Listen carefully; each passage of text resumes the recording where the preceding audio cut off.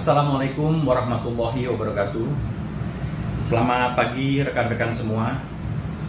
Pada hari ini, Minggu tanggal 26 Januari 2025, saya AKBP Bintoro izin mengklarifikasi terkait berita yang beredar dan viral di masyarakat tentang dugaan pemerasan terhadap Bos Prodia.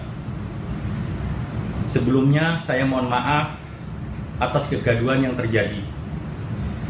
Peristiwa ini berawal dari dilaporkannya saudara AN alias Bastian yang telah melakukan tindak pidana kejahatan seksual dan tindak pidana perlindungan anak yang menyebabkan korban meninggal dunia di salah satu hotel di Jakarta Selatan. Pada saat olah TKP ditemukan obat-obat terlarang dan juga senjata api. Singkat cerita, kami dalam hal ini Satreskrim Polres Metro Jakarta Selatan yang saat itu saya menjabat sebagai Kasat Reskrimnya melakukan penyelidikan dan penyidikan terhadap tindak pidana yang terjadi.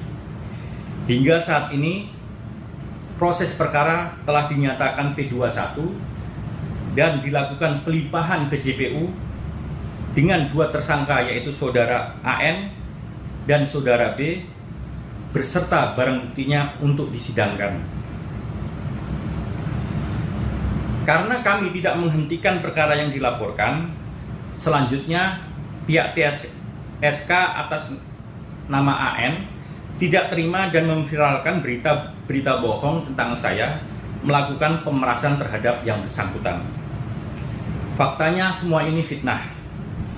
Dari kemarin saya telah dilakukan pemeriksaan oleh Propam Polda Metro Jaya kurang lebih 8 jam dan handphone saya telah disita dan diamankan guna pemeriksaan lebih lanjut.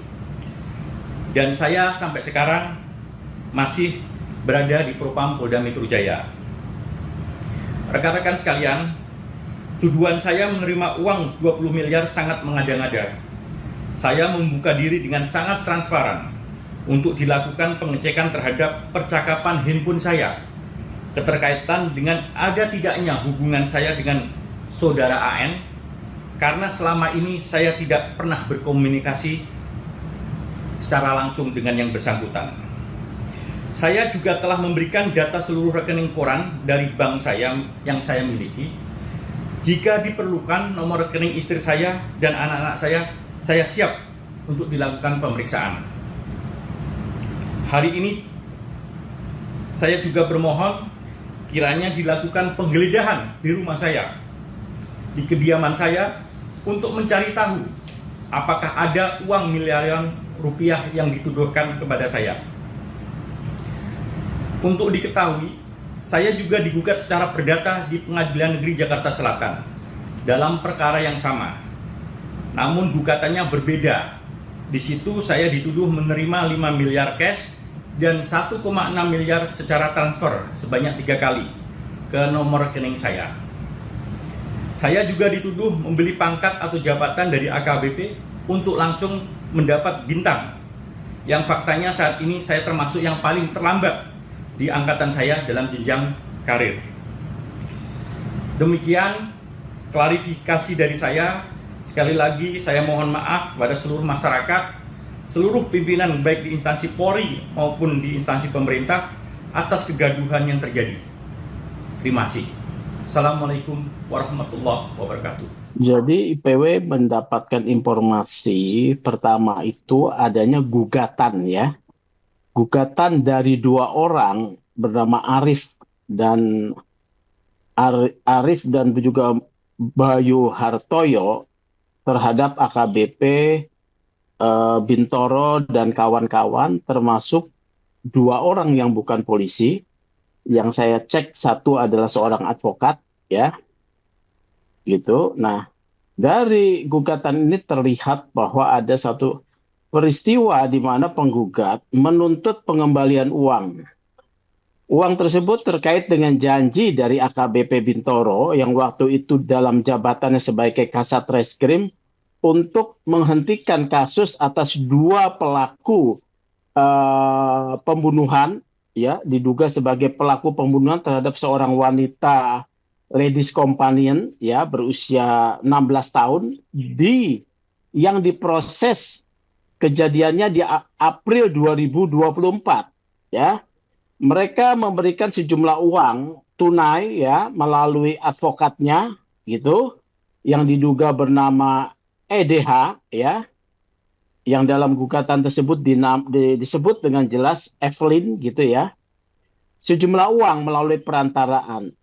Nah, kemudian kami dalami, awalnya informasi yang didapat 20 M, tapi setelah kami dalami berdasarkan informasi dari pihak yang berwenang dalam hal ini dari internal kepolisian, hanya sekitar 5 M, ya 5 miliar.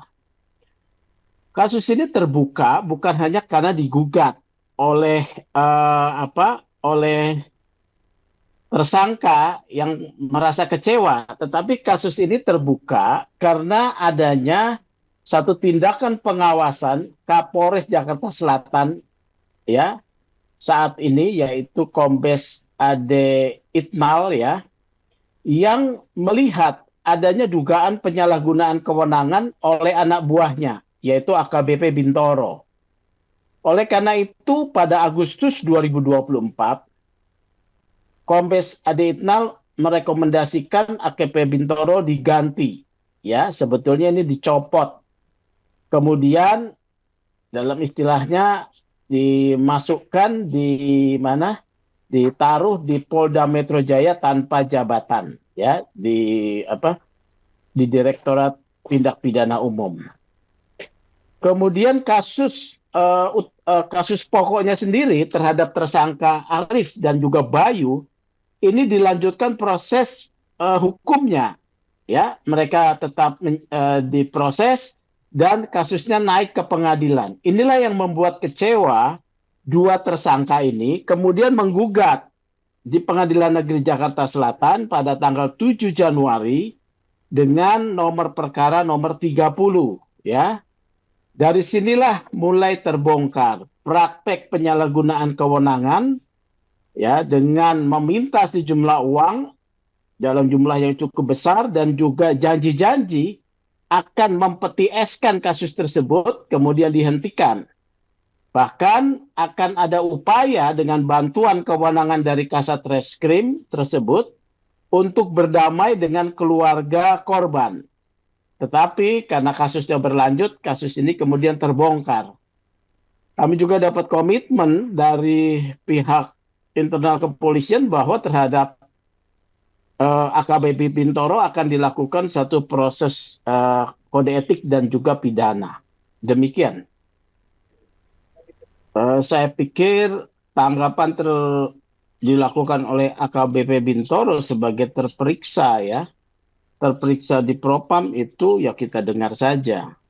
Justru kami menekankan di sini pentingnya Propam Polda Metro Jaya mendalami ya dengan secara profesional dan proporsional adanya dugaan penyalahgunaan kewenangan ini. Jangan sampai kasus ini kemudian dia lepas sampai dua tersangka ini menggugat, ya tentu punya bukti-bukti yang bisa diajukan, ya. Bahkan diduga pengacara yang menjadi perantara waktu itu sebelumnya itu kan juga digugat, ya.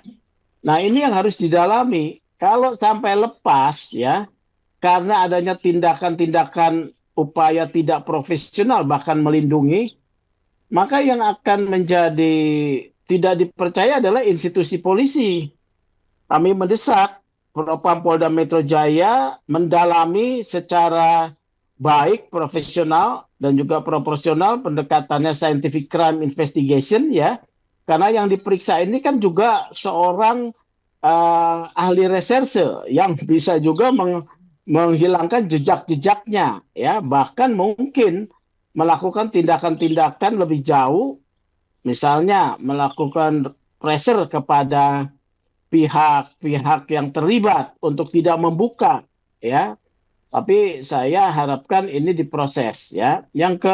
Selanjutnya saya minta juga advokat yang menjadi perantara dari suap atau pemerasan dalam jabatan ini juga diproses hukum.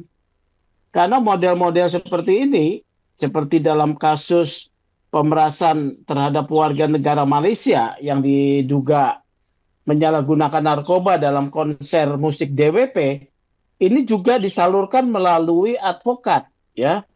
Advokat menjadi bagian daripada mafia hukum, bekerja sama dengan oknum-oknum aparat penegak hukum yang korup. Nah, ini yang harus diberantas, bukan hanya oknum aparat penegak hukumnya, tetapi advokatnya. Komunitas advokat, komunitas profesi advokat harus memberikan perhatian serius terhadap advokatnya yang diduga menjadi bagian daripada mafia hukum, mafia peradilan, ya, supaya mereka juga ditindak.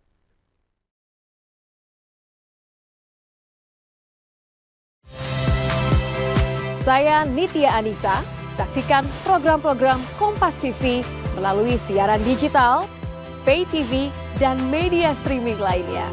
Kompas TV, independen, terpercaya.